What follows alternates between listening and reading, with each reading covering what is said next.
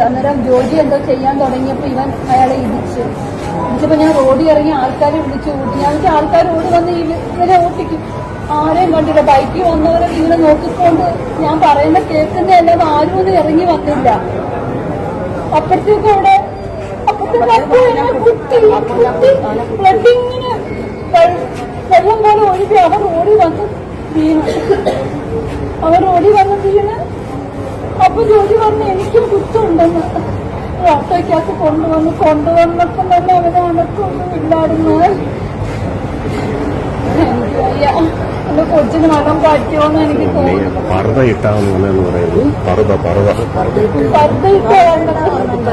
മുഖം കണ്ടൊരു ഒരു ചെറുക്കനാ അവന് കൂസലില്ലാതെ നടന്നങ്ങ് പോയി. അപ്പോഴത്തേക്ക് അപ്പൊ വീട് അവൻ നടന്നു പോയപ്പോഴത്തേക്കും അവൻ കുറച്ച് രണ്ട് ബൈക്കാളന്മാർക്ക് പറഞ്ഞപ്പോ അവരെല്ലാരും സ്വയരക്ഷയല്ലേ നോക്കത്തോളൂ. അപ്പോഴാ ജോജി അകത്താത്. എന്ത് പറഞ്ഞ അവൻ വീട്ടിൽ വന്നേ? ഒന്നും അയാൾ സംസാരിച്ചില്ല. കോളിംഗ് ബെൽ അടിച്ചു. ഇതേണക്ക് കോളിംഗ് ബെൽ അടിച്ചു ഞങ്ങൾ തുറന്ന് അങ്ങനെ പട്ടിയെ തുറന്ന് വിട്ടേക്കെപ്പോഴും. പക്ഷെ അപ്പോഴെന്തോ എന്റെ കസിൻ വന്നോണ്ട് ഞങ്ങൾ കൂട്ടിലേക്കാക്കിയതാണ്. അന്നേരം പിന്നെ കോളിംഗ് ബെൽ അടിച്ചിന് അറിയാവുന്ന ആരെങ്കിലും ആയിരിക്കുമല്ലോ എന്ന് പറഞ്ഞുകൊണ്ട് ഞങ്ങൾ കഥവ് തുറന്നു.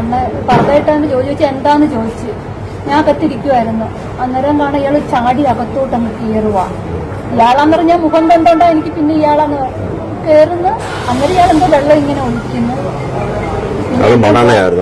പെട്രോൾ എന്തോ സ്മെല്ലുണ്ടായിരുന്നു. പെട്രോൾ എന്നാണ് എനിക്ക് തോന്നുന്നു. എനിക്ക് പിന്നെ ഇവൻ ചാടി കയറുമ്പോ എന്റെ മോ ഓടി വന്ന് ഇച്ചിരി ആടിച്ചിരി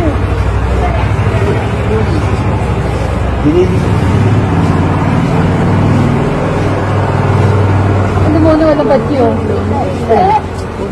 അവനെ കൊണ്ടുവന്നപ്പോഴേ അനക്കൊന്നും ഇല്ലായിരുന്നു. ഇത്ര പേര് കൊല്ലം നഗരത്തെ മാത്രമല്ല കേരളത്തെ ഒന്നാകെ നടുക്കിയ സംഭവത്തിനായിരുന്നു ഈ കഴിഞ്ഞ രാത്രി നമ്മൾ സാക്ഷിയായത്.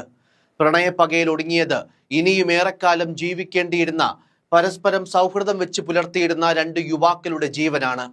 കൊല്ലം ഉളിയക്കോവിലിൽ ഫെബിൻ ഗോമസ് എന്ന 20-കാരനെ വീട്ടിൽ കയറി കുത്തിക്കൊന്നതിന് കാരണം പ്രണയ നൈരാശ്യവും പ്രണയപ്പകയുമാണെന്നാണ് പോലീസ് അന്വേഷണത്തിൽ കണ്ടെത്തിയത്. കൊല്ലം ഫാത്തിമ മാതാ കോളേജിലെ 2ാം വർഷ BCA വിദ്യാർത്ഥി ഫെബിൻ ജോർജ് ഗോമസിനെ നീണ്ടകര സ്വദേശിയായ തേജസ് രാജാണ് കുത്തിക്കൊലപ്പെടുത്തിയത്.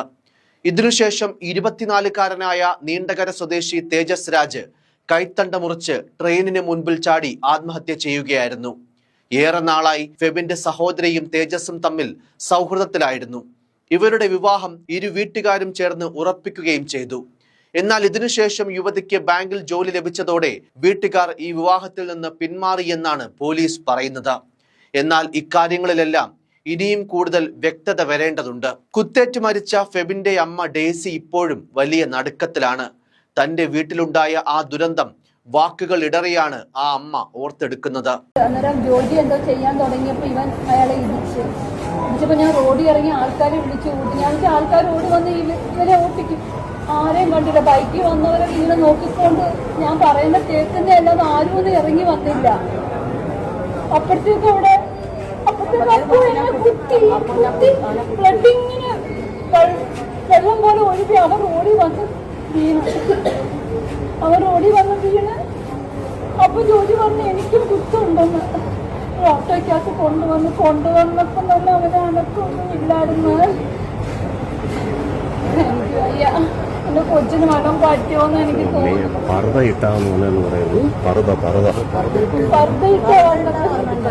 മുഖം കണ്ടൊരു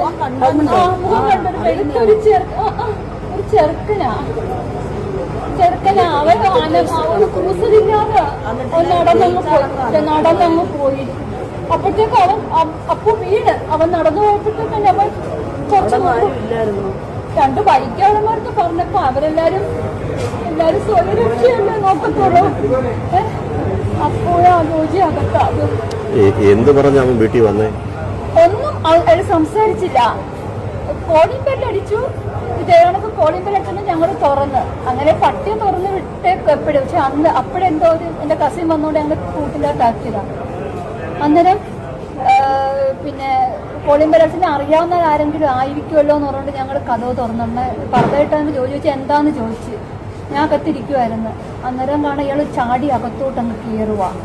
ഇയാളാന്ന് പറഞ്ഞാൽ മുഖം കണ്ടോണ്ടാ എനിക്ക് പിന്നെ ഇയാളാന്ന് കയറുന്നു. അന്നേരം ഇയാൾ എന്തോ വെള്ളം ഇങ്ങനെ ഒഴിക്കുന്നു. പെട്രോൾ എന്തോ സ്മെല്ലുണ്ടായിരുന്നു. പെട്രോൾ തന്നെയാണെന്ന് എനിക്ക് തോന്നുന്നു. എനിക്ക് പിന്നെ ഇവൻ ചാടി കയറുമ്പോൾ എന്റെ മോൻ ഓടി വന്ന് ഇച്ചിരി ആടിച്ചിരി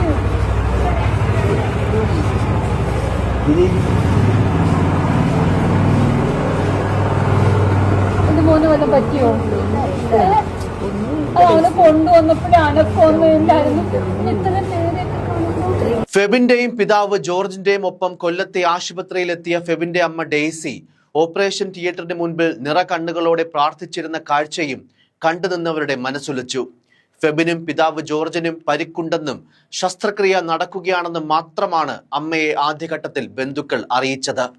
ഫെബിന്റെ മരണവിവരം അമ്മ ഡെയ്സിയെ അറിയിച്ചിരുന്നില്ല.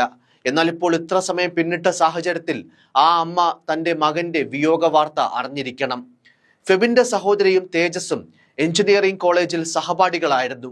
തുടർന്ന് ബാങ്ക് പരീക്ഷ പരിശീലനത്തിനും ഇരുവരും ഒന്നിച്ചുണ്ടായിരുന്നു. രണ്ടുപേരും പരീക്ഷ എഴുതിയെങ്കിലും യുവതിക്ക് മാത്രമേ ബാങ്കിൽ ജോലി കിട്ടിയുള്ളൂ. തേജസ് സിവിൽ പോലീസ് ഓഫീസർ പരീക്ഷ ജയിച്ചെങ്കിലും ഫിസിക്കൽ ടെസ്റ്റിൽ പരാജയപ്പെട്ടു. അതിനുശേഷം ഇരുവരും അകൽച്ചയിലായി. പല പ്രാവശ്യം ഇതേ ചൊല്ലി തേജസ് ഫെബിന്റെ വീട്ടിലെത്തി വഴക്കുണ്ടാക്കിയിരുന്നെന്ന് പോലീസ് പറയുന്നു. തേജസിനെ കൗൺസിലിംഗിന് കൊണ്ടുപോകുകയും ചെയ്തിരുന്നു. തിങ്കളാഴ്ച രാത്രിയോടെയാണ് കൊല്ലം നഗരത്തെ ഒന്നാകെ നടുക്കിയ കൊലപാതകം നടന്നത്. പർദ്ദ പോലെ തോന്നുന്ന കറുത്ത വേഷം ധരിച്ച് മുഖം മറച്ചാണ് പ്രതിയായ തേജസ് കൊല്ലപ്പെട്ട ഫെബിന്റെ വീട്ടിലേക്ക് എത്തിയത്. കയ്യിൽ 2 ടിന്ന് പെട്രോളും കരുതിയിരുന്നു. ആദ്യം ഫെബിന്റെയും പിതാവ് ജോർജിന്റെയും ദേഹത്തേക്ക് പെട്രോൾ ഒഴിക്കുകയായിരുന്നു.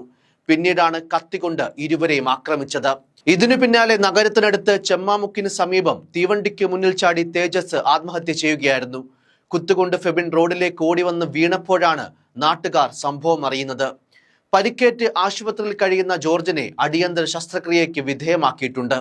സംഭവ സമയം ഈ യുവതി, അതായത് ഫെബിന്റെ സഹോദരി, വീട്ടിലുണ്ടായിരുന്നില്ല. സഹോദരിയെ വധിക്കാനും ജീവനൊടുക്കിയ തേജസിന് പദ്ധതി ഉണ്ടായിരുന്നതായും കരുതപ്പെടുന്നു. അടുത്ത ക്ഷേത്രത്തിലെ ഉത്സവം നടക്കുന്നതിനാൽ ഉത്സവത്തിരക്കും മറ്റുമായി ജനത്തിരക്കേറിയ സമയത്തും പ്രതി ഇത്തരമൊരു കൃത്യം നടത്തിയെന്നതും എടുത്തു പറയണം. ഫെബിനെ പച്ചയ്ക്ക് കത്തിക്കാനായിരുന്നു ലക്ഷ്യമിട്ടത്. എന്നാൽ ഇത് പാളിയാൽ പ്ലാൻ ബിയും തേജസ് തയ്യാറാക്കിയിരുന്നു. ഇതുകൊണ്ടാണ് പെട്രോളും കത്തിയുമായി തേജസ് വീട്ടിലേക്ക് വന്നത്. തിങ്കളാഴ്ച വൈകിട്ട് 6:48 വെളുത്ത വാഗണാർ കാറിൽ ഫെബിന്റെ വീട്ടിലേക്ക് തേജസ് വരുന്നത്. കയ്യിൽ കത്തി കരുതിയിരുന്ന തേജസ് ബുർഖ ധരിച്ച ശേഷം വീട്ടുമുറ്റത്തേക്ക് കയറി. 2 കുപ്പി പെട്രോളും തേജസ് കയ്യിൽ കരുതിയിരുന്നു. കൊല്ലത്തെ പമ്പിൽ നിന്നും വാങ്ങിയതായിരുന്നു ഇതെന്നും പോലീസ് അന്വേഷണത്തിൽ കണ്ടെത്തി. ഫെബിന്റെ ദേഹത്തേക്ക് പെട്രോൾ ഒഴിക്കാനാണ് തേജസ് ആദ്യം ശ്രമിച്ചത്. ബഹളം കേട്ട് ഫെബിന്റെ പിതാവ് പുറത്തേക്ക് ഇറങ്ങിയതോടെ പദ്ധതി മാറി. കയ്യിൽ കരുതിയിരുന്ന കത്തി ഉപയോഗിച്ച് ഫെബിനെ നെഞ്ചിൽ കുത്തി വീഴ്ത്തി. തടയാൻ ശ്രമിച്ച പിതാവ് ജോർജ് ഗോമസിനും ആക്രമണത്തിൽ പരിക്കേറ്റു. അതിനുശേഷം ഫെബിനെ തുരുതുരാ കുത്തി. കൊലപാതകത്തിനു ശേഷം കത്തി ഉപേക്ഷിച്ച തേജസ് കാറിൽ കയറി പ്രദേശത്ത് നിന്ന് രക്ഷപ്പെട്ടു. 3 കിലോമീറ്റർ അകലെ ചെമ്മാമുക്ക് റെയിൽവേ ഓവർബ്രിഡ്ജിന് താഴെ വാഹനം നിർത്തിയ തേജസ് കൈഞ്ഞരമ്പ് മുറിച്ച ശേഷം പുറത്തേക്ക് ഇറങ്ങുകയായിരുന്നു. ഉടൻ തന്നെ ഇതുവഴി വന്ന ട്രെയിനിന് മുന്നിലേക്ക് ചാടി തേജസ് ജീവനൊടുക്കി. കാറിൽ രക്തം പടർന്നതായി പോലീസ് കണ്ടെത്തിയിട്ടുണ്ട്. തേജസും ഫെബിനും തമ്മിൽ മറ്റെന്തെങ്കിലും രീതിയിൽ മുൻവൈരാഗ്യം ഉണ്ടായിരുന്നുവെന്ന കാര്യത്തിലും സ്ഥിരീകരണം ഉണ്ടാകേണ്ടതുണ്ട്. പ്രതി Tejas Kollam district crime records bureau grade SI രാജുവിന്റെ മകനാണ്. ഫെബിന്റെ സഹോദരിയുടെ സഹപാഠിയുമാണ്. ഇതുമായി ബന്ധപ്പെട്ട വിഷയങ്ങളാണ് ഇത്തരമൊരു ക്രൂര കൊലപാതകത്തിന് കാരണമായത്. ഫെബിന്റെ നെഞ്ചത്തും വാരിയലിലും കഴുത്തിലും തേജസ് കുത്തി. ഫെബിൻ സംഭവ സ്ഥലത്ത് വെച്ച് തന്നെ മരണപ്പെട്ടു. ഫെബിനെ കൊല്ലത്തെ സ്വകാര്യ ആശുപത്രിയിലേക്ക് എത്തിച്ചെങ്കിലും ഡോക്ടർമാർ മരണം സ്ഥിരീകരിച്ചു.